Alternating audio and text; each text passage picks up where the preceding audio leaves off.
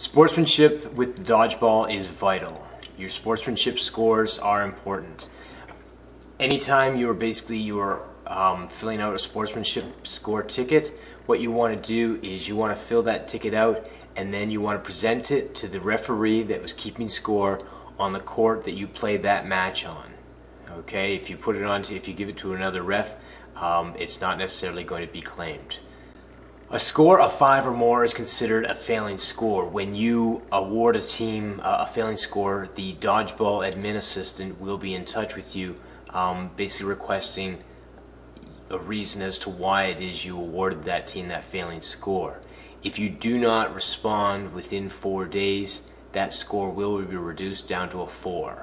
Okay, so please, you want to respond to the dodgeball admin assistant when doing that. The thing is, when you are basically responding, a couple things you want to, or even the night of, when you're playing with a team, okay, and you're thinking, wow, this team is really bad with their sportsmanship. Big thing is that all the teams have a number on their uniform. Okay, a lot of cases we'll get like a generic response, and people will say, well, the whole team was cheating. Very rarely, well, in fact, never have I had an entire team that cheats. It's usually 1, 2, at most it's 3 players. So the idea is, if you have players that you are noticing that you feel are not basically playing in a sportsmanship manner, you want to basically look at what that number is, okay, and keep that number in mind. If you have, basically bring a small notepad with you or something to dodgeball, so that when you do go to give that response to the dodgeball admin assistant, you can actually say that number 17 was the issue.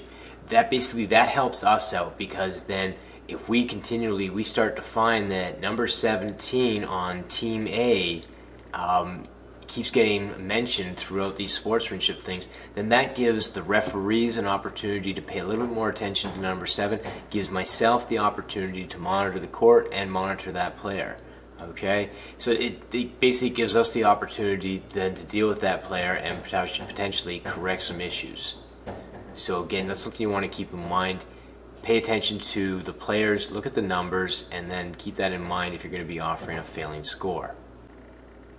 Any team that develops a sportsmanship score of 50 will then have a win on their record exchanged for a loss. And then from there it goes up in increments of 5. So then if they get 55 again, they'll take another one of their wins, and that will be exchanged for a loss. So that is one of the things that actually does develop with the sportsmanship.